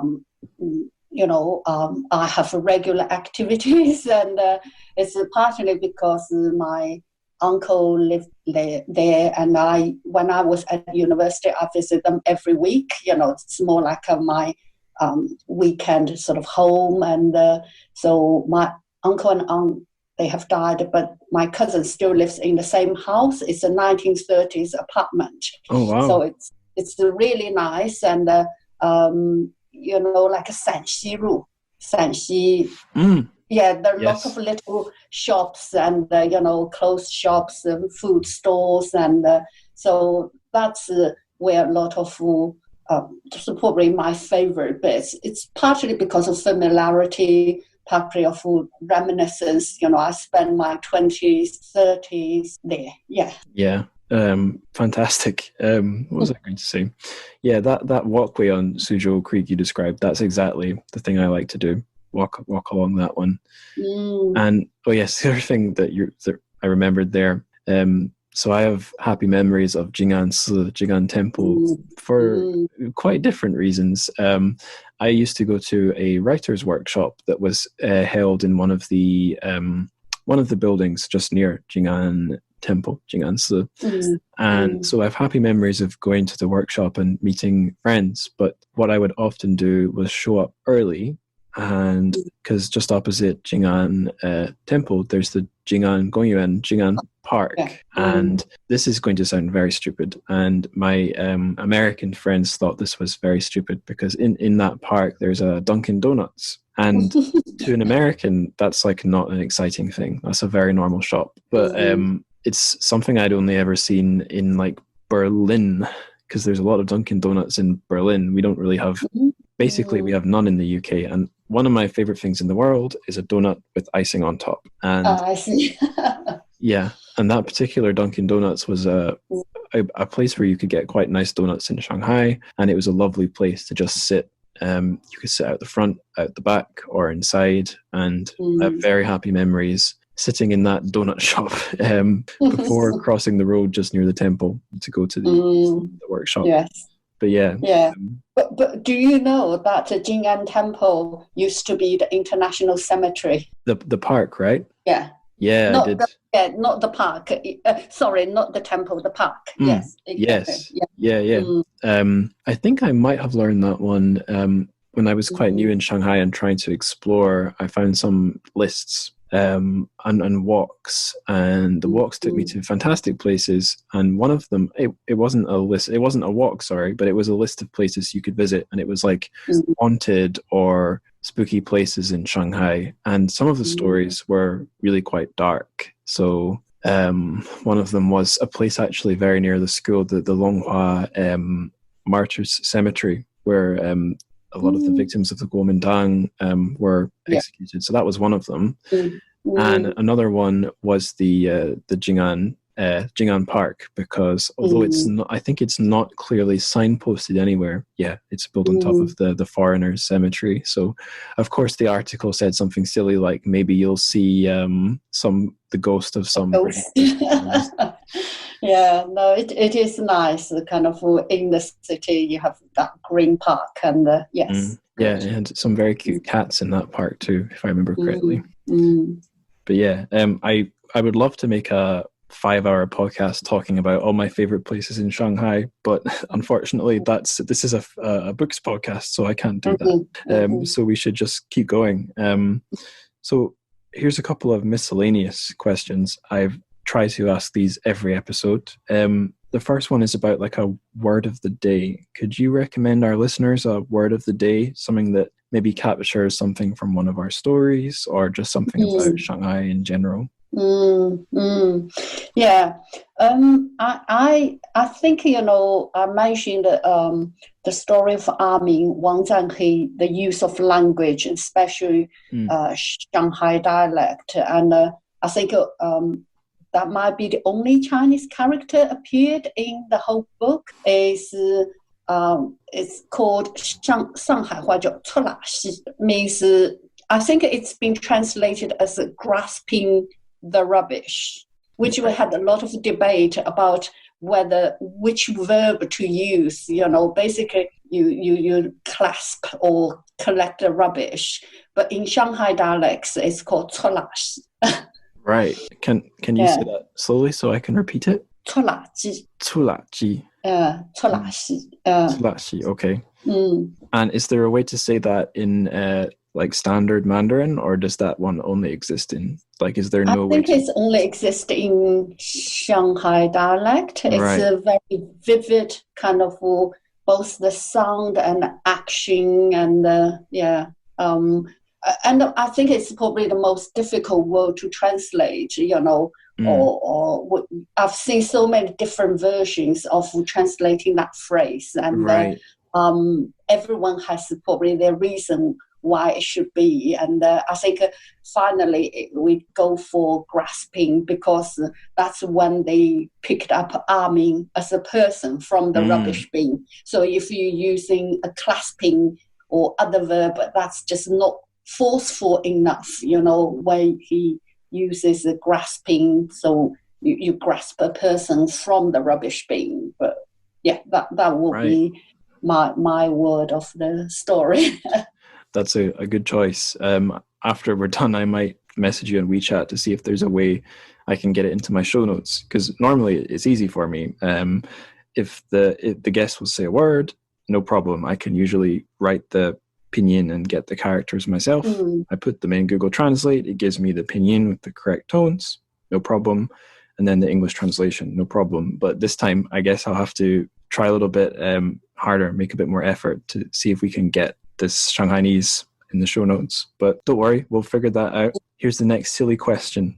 If Shanghai was a drink, or if this book was a drink, what kind of drink do you think it would be? I must admit, I know very little about drinks, whether it's the names or the taste of it. So when I think about this question, I say, I'd probably go for something, a rice wine. That sounds sensible. Yeah, it's kind of, if I think of Shanghai, it's easier to come up with a dish, like rather than a drink. And, if it has to be a dish, then I will say it's a braised pork, 红烧肉. And yum. Yeah, and usually the Chinese, the Shanghai cooking, traditional Shanghai cooking, use a lot of soy sauce and the white rice wine, and it's all very dark color.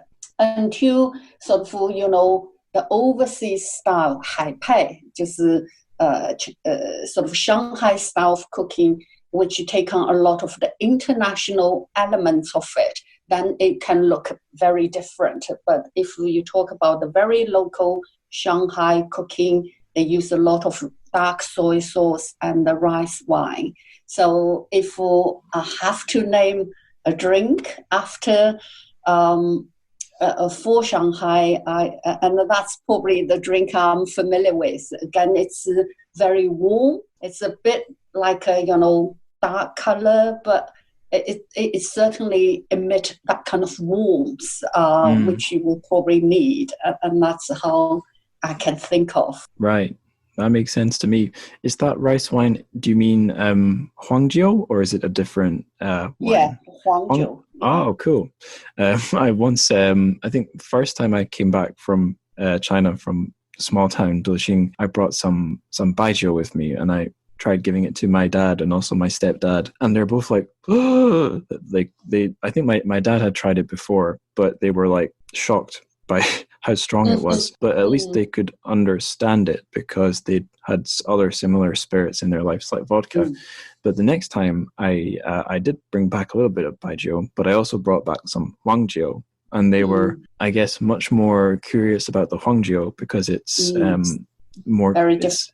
Yeah, totally different and different from Totally anything they different. had before. And yeah. And I think, Shanghai and Jiangnan, we kind of, our main staple food is rice. So I think, the rice wine is very unique in the region, kind of, I guess, and it's also daily necessity right. in our cooking, yes. So it is for drinking, but it's also for daily cooking, and you always put rice wine, and But it's very different. I have friends who came to Hangzhou with me, and I served them all different Chinese drinks. I think they found rice wine is probably the hardest to comprehend, sort of, or even to like it. And I wouldn't want to say Chinese culture is inaccessible, but certainly it takes a long time to kind of appreciate all the kind of, different flavors. And so that's how I think. I think, it matches my experience, like coming to China as a foreigner. Some things where they're globalized, I'm already familiar with them, no problem. Other things, they are specific to China or Asia, but there's nothing too strange for me about them, so I could get my head around them. So I'm trying to think, can I quickly think of an example? Well, maybe like baijiu. Okay, you can't really get it in the UK, but I understand the concept of a very strong spirit. And then there's other things that take a little bit more time to appreciate. Can I think of an example? Maybe not quickly. You mentioned Hai Pai. That's reminded me of two little stories. So about Hai Pai and Hong Shao Rou, there was a series of cooking videos I watched one time. It was published by Vice, and it was about this guy Eddie Huang, he's a Chinese American, and he's I think he's involved in making like a TV drama, fresh off the boat these days, about immigrant families. But before that, he was like a kind of like a TV or online chef, focusing I think mostly on Chinese food. And he did a series where he visited Shanghai, and he visited local chefs to see what they were doing. And one of the things he did was do like a cooking battle. So the challenge was he had to make some Hong Shao Rou, and this Shanghai chef had to make some Hong Shao Rou. And so the Shanghai chef took like the standard approach, and Eddie Huang cooked his, instead of Huangjiu, he used Coca-Cola. So there's an interesting example. And the result? It turned out good, but he wasn't as good as the Hong Shao Rou master. But apparently it did taste okay. And when you were talking about Huangjiu, I actually have a Huangjiu kind of Hai Pai story. This one's from Moganshan. In my first year in China, I was out there in that small town, and I didn't have many connections with other foreigners. But there was this English lady who lived outside of the town on Moganshan, and I think she said, "Are you doing anything with your Christmas?" And I said, "No, there's nothing I can do really. I could maybe go to Hangzhou." And she said, "Well, come on over. We can do something Christmassy." And she decided she was going to make mince pies, so like a very British kind of Christmas tradition. And she was just using her knowledge to get as many of the ingredients as she could. But sometimes the classical ingredient wasn't there, so she needed to improvise. So a mince pie, I guess you're familiar with mince pie, is like the inside isn't really a mince. It's not really meat. It's like sweetened fruit and stuff. So in a traditional recipe, you need to put some brandy on it. But she was on this mountain, Moganshan, so there's no brandy. But her solution was to get some huangjiu and put that on instead. And again, it worked pretty nicely. Very good. Yeah. Yeah. It's versatile. That's good. It's a handy thing to know if you're ever on a mountain and you want to make mince pies. So there's our miscellaneous questions all done. Now we're on to like kind of just our final questions before we say goodbye. So I want to ask you, what are you reading just now? And also, are there any books, they could be Chinese or they don't have to be Chinese, that you'd like to recommend to our listeners? Yeah, I think if people interested in Shanghai and keep on reading stories about Shanghai, I would recommend the Inspector Chen mysteries. Because I'm myself a crime thriller fan, which is no big deal, and I'm always looking for crime stories about Shanghai or China. There are not many, especially written in English, so I happened to sort of come across Qiu Xiaolong, who is based in America, but all his Inspector Chen stories happen in Shanghai. And what I particularly like is it's sort of kind of contemporary. So it's because often, historical and which is important, is good. But I think, his stories is about sort of, contemporary China, contemporary Shanghai, and the legal systems, and so it's a good window to look the changes in Shanghai, and because it's a series, so he keep producing books, and that's what I enjoy, and I hope other people would enjoy as well. I'm also not surprised, a big fan of Amy Tan, so I read her book, and I really want to bring her to Manchester someday, but I know she's very how can I put it? It's not cheap to bring her over. So I think, So I think she is also from Shanghai, and I think what she writes about reflect a lot of the common kind of feelings about kind of Chinese immigrants living in whether in the United States or UK. So I think I feel I can relate to, resonant to, and then I think in terms of my current reading, I read all sorts of things, and I recently finished a book called The Divide by Alan Ackerbaum. He's a playwright, and I really enjoy his plays. And this is his first book. Published when he's 80. So that probably, just shows at any age you can write a book. Absolutely. Yeah. So, yeah. Cool. Thanks for that. It's all just a very random bits I read. Oh, that's cool. All recommendations are useful. I wonder, I'm asking this because this is a book I previously covered on the show. Have you read any of Chen Sijin's crime books? Because he's a Hangzhou writer who I think he's set. Right. So that you recommend it. Yeah. Okay. So what's his name? So I apologize if I'm not doing the tones correctly, but Chen Sijin. So Chen and Zijin, Z-I-Jin, J-I-N. The reason I stumbled across this, it's because of the conference in Leeds I went to, where Chen Qiufan and Xia Jia were. For part of it, I was sat next to the translator Michelle Dieter, and I think near the end she just passed me this book, The Untouched Crime. If my Mandarin was better, I would remember the Chinese title. There's a Chinese TV show that I'll keep talking, but as I'm talking, I'm going to Google this book so that I can get the Chinese name up. But basically, he's a Chinese writer living in Hangzhou, near the kind of university area, I believe. And he sets his stories there. I think in the English, it says it's in Hangzhou. I think in the Chinese, it's called H City or something. It's kept unspecified. But his book, The Untouched Crime, is one of the books that Amazon Crossing brought into English with Michelle Dieter translating it. Now I've brought up my own episode on it because I know it has the... Whoa, there's my own voice. Because I know it has the pinyin title. Info. Wu Zheng Zhizui. Wu Zheng Zhizui. The Untouched Crime. Right. Yeah. So yeah. Good. Thank you. And yes, I'm very excited. I hope he has. I guess this is a book translated, but he must have.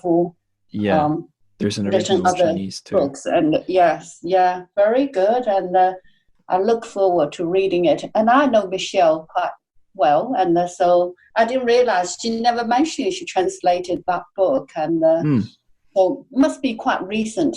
Yeah, if it's last year, then I think good. I think most of Amazon Crossing's Chinese books are from not too long ago. But yeah, this is one of them. And yeah, I believe he does have quite a few that are untranslated. And as I mentioned, there's a TV show, but the TV show you might not, well, it's still got the crime element, but they shifted the setting from Hangzhou to Dongbei, in one of the cities in the northeast. Maybe they wanted the kind of cold setting. I don't know. But yeah. So that's my kind of a dream. Someday I will write a crime thriller at age of 80. Yeah, it's a good thing to do with your 80th year, I guess. Okay, last question of all, or at least the last question I have on the paper.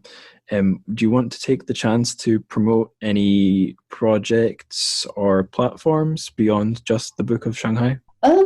I think this book can sort of, as a project, kind of come to fruition. It's yes, I have that passion, and but also I think Confucius Institute, we promote language and culture through all sorts of art forms, and the literature is a really important form, I think, among all the forms that we sort of use. And so I really just feel we can continue to do this work through the Confucius Institute, because I actually visit St. Petersburg Confucius Institute. They have brought a lot of Chinese short story collections to Russian language. Oh, fantastic. And they actually done the Kunming. They've done lots of sort of, not necessarily big cities, but like regions. And yes, I know the professor who works with Chinese Writers Association. I think that's where he sourced all these writers and short stories. And so, they've done some fantastic work. And so I think that's probably I would like to just promote. And we also, the Manchester Confucius Institute, we also have a Twitter and Facebook and Instagram. So I think it would be good, once you have this on your social media, we can cross-promoting it. Absolutely, yeah. And for listeners, I'll put links to all the Manchester Confucius Institute's Facebook, Twitter, Instagram in the show notes, so in the episode description for you guys, for your convenience, I guess. And I should just, if I can, just throw in myself. In my first year back in the UK, when I was in Edinburgh studying my publishing masters, I was looking for a place to do a little bit of kind of not too heavy but useful study of Chinese, because I was doing a part-time job and my studies, and the best place I could find was the Confucius Institute, because they were offering a weekly free, like a conversation club. And yeah, I ended up actually being the only student who was attending, so I had to let them know if I could make it or not, because otherwise there would be no class. But the teacher was always there, always happy to chat, and yeah, it was just a very positive experience I had. So that was the Edinburgh one. That's the only one I visited, but it was a really great. I learned a little bit more Chinese, and I preserved the Chinese I already have, if that makes sense. It's kind of stopped it from fading away. Yeah, it's very good. It's interesting because one of the Shanghai editors, Dai Congrong, she's the Chinese director at Edinburgh Confucius Institute. Oh. So she was the director. I just sort of randomly, she sent out email, and I thought, she might be the potential person I can work with. And I don't know her personally. I just call her, and that's how the book came about. So it's kind of, the Confucius Institute, and she was at Edinburgh for 2 years. And so we only met once in Sheffield, very briefly. And I give her the Tokyo book. I said, this is the format we're going to follow, and think about it. There you go. So it's all the connections, yes. So You're right, it's the pink cover of Tokyo book. And Ra told me so far of all the city series, Tokyo is probably, the most popular one. And I said to him, Shanghai will be the one on the same par, if not more popular, I hope, in terms of readership, because I think both Tokyo and Shanghai hold people's fascination. Definitely, they exist. Yeah.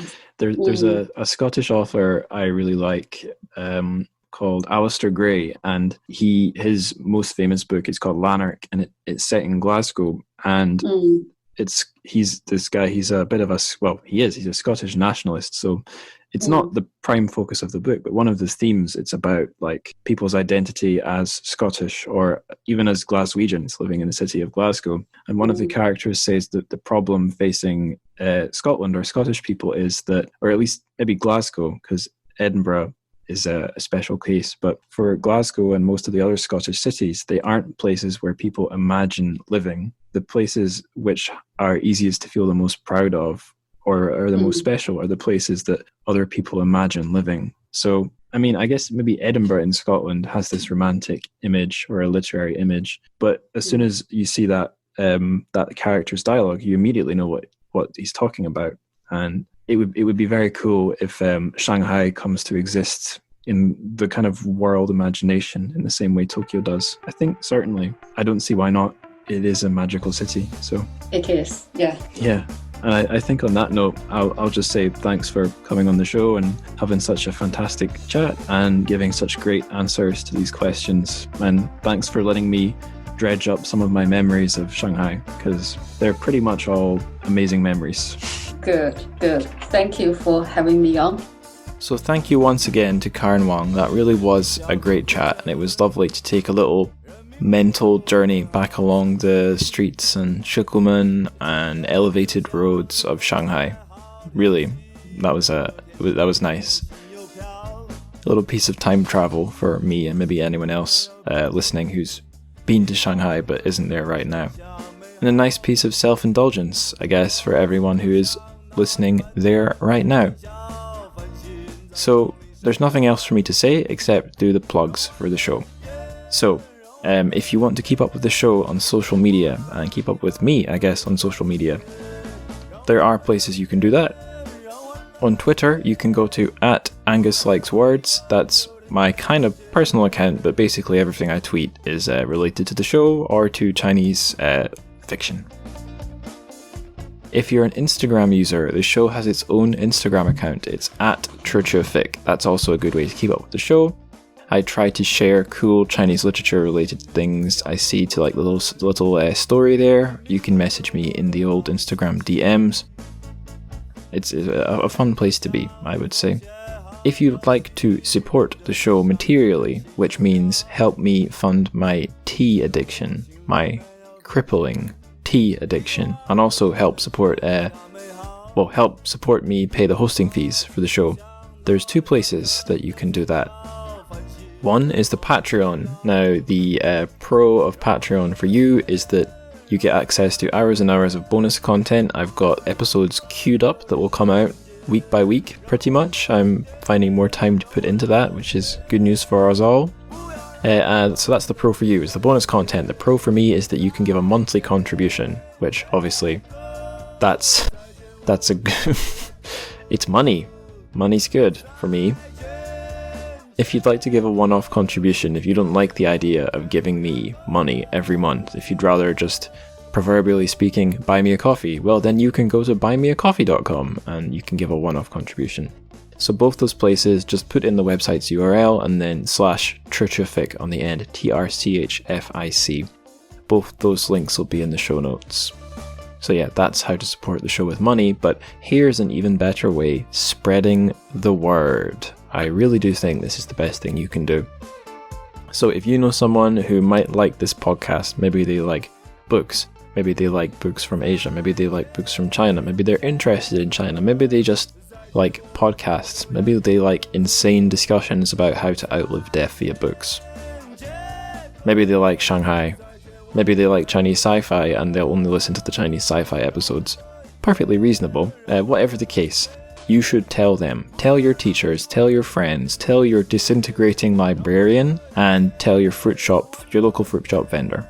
Tell all those people if you happen to have them. If you don't have them, then it's a problem easily solved. Just go to Shanghai. Until you do, 再见.